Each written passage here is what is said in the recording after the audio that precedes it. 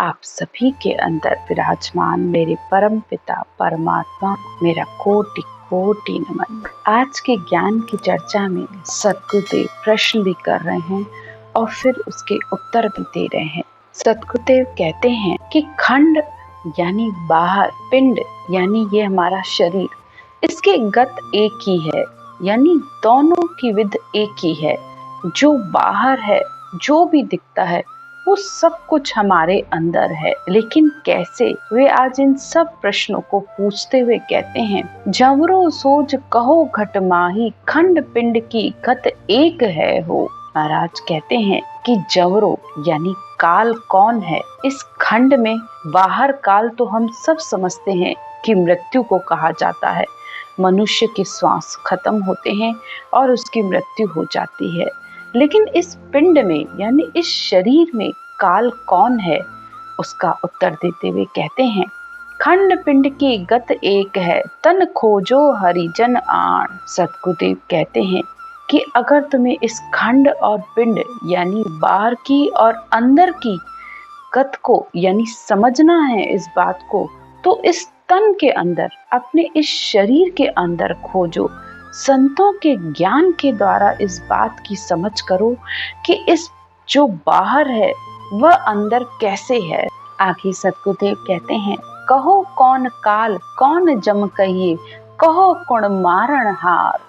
इस पिंड के अंदर यानी इस शरीर के अंदर काल कौन है, जम कौन है और कौन ही मारने वाला है। आगे सद्गुरुदेव उत्तर देते हुए कहते हैं, काल क्रोध कर्म जम है, अहू मारण हार। इस शरीर के अंदर क्रोध ही काल है। क्रोध आने पर मनुष्य अपनी शुद्धि बुद्धि खो देता है। जिस मनुष्य के अंदर जितना ज्यादा अहंकार होता है, वो उतना ही अधिक क्रोधी होता है। मनुष्य के जब अहंकार को चोट लगती है, तभी क्रोध आता है। मनुष्य की मैं ही उसे मार डालती है।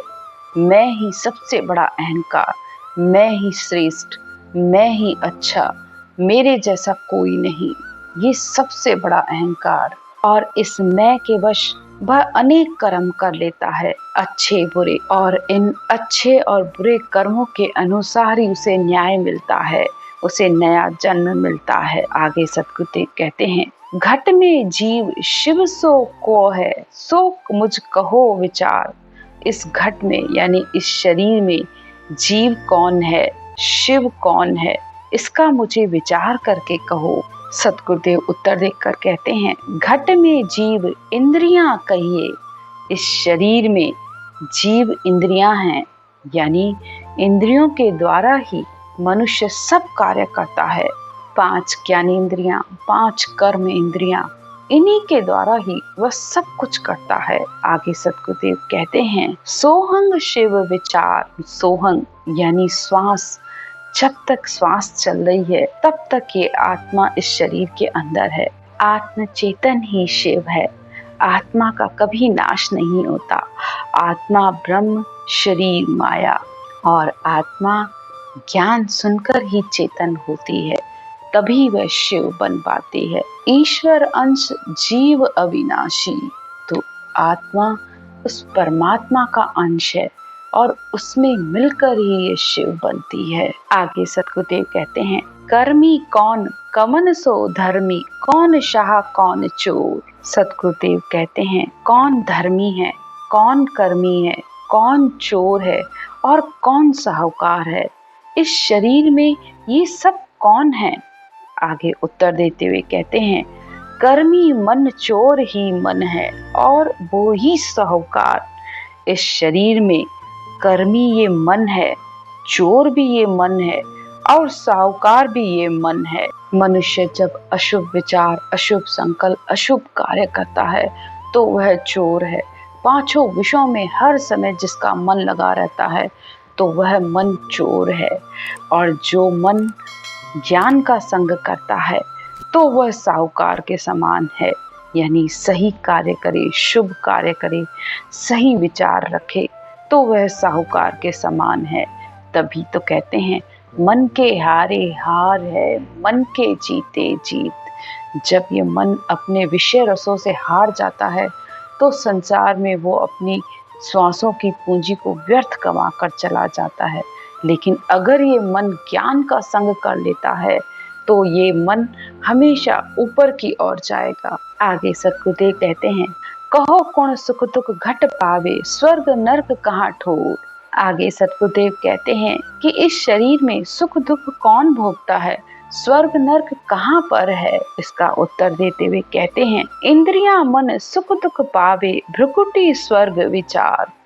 ये मन और इंद्रियां ही सुख दुख भोगते हैं, यानी इस इंद्रियों को अपने विषय रस मिले तो ये मन खुश, और अगर इस इंद्रियों को सुख नहीं मिला तो ये मन दुखी। तो मन ही दुखी होता है, मन ही सुखी होता है। और भ्रिकुटी और त्रिकुटी में स्वर्ग का स्थान है। आगे ब्रह्म के देश हैं। आगे सतगुरुदेव कहते हैं, घट में पीर तिथंगर कौ है, कौ अवतार कहावे। इस शरीर में पीर कौन है, तिथंगर अवतार कौन है, देवता मनुष्य कौन है, इन सब का उत्तर देते हुए सतगुरुदेव कहते हैं, घट में पीर तिथंगर मन है, सुर नर है अवतारा।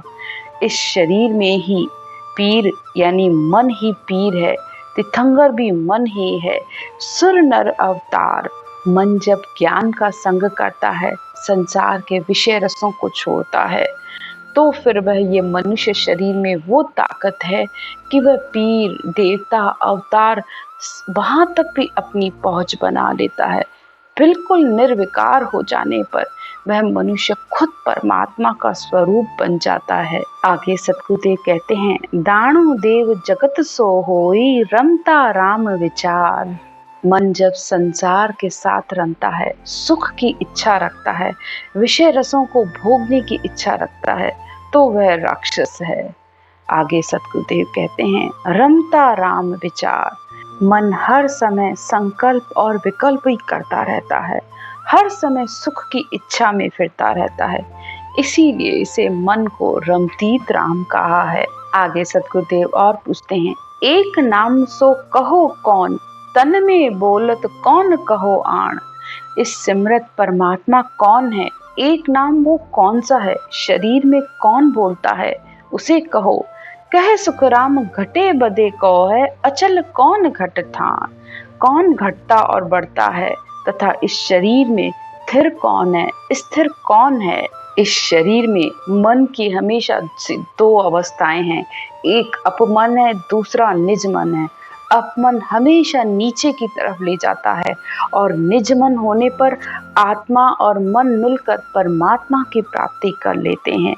इस मन के विचार ही घटते और बढ़ते रहते हैं। मन के विचार अच्छे होंगे तो वह ऊपर की तरफ और जाता है, शुभ और अशुभ विचार होंगे तो ये मन हमेशा नीचे की तरफ जाता है। आगे सतगुरुदेव कहते हैं, शिव धुन घट में जान। शिव यानी इस आत्म चेतन के अंदर वह ब्रह्म की धुन है, वह ही असल है, वह ही सिमरत परमात्मा है। कह सुखराम तत् बहु नामा, ब्रह्म एक घट जान। सतगुरुदेव कहते हैं, ब्रह्म पर ब्रह्म परमात्मा तो एक ही है, आत्म तत्व के अनेक नाम है। संसार में आत्मा का विस्तार है, ब्रह्म तो एक ही है और उसमें मिलकर ही आत्मा एक होती है। कबीर साहब कहते हैं, हेली बाहर भटके कहानी, थारो सब सुख है तन माही। हेली यानी कबीर साहब मन से कह रहे हैं कि बाहर क्या भटकना है, संसार के सब सुख इस तन के अंदर ही हैं, वह परमात्मा भी इसी के अंदर है, सब कुछ अंदर है। अगर तुम्हें जानना ही है तो जो खंड में है वही पिंड में है, यानी सब कुछ इसके अंदर है, इसकी खोज करो। आज की चर्चा यहीं तक। राम राम।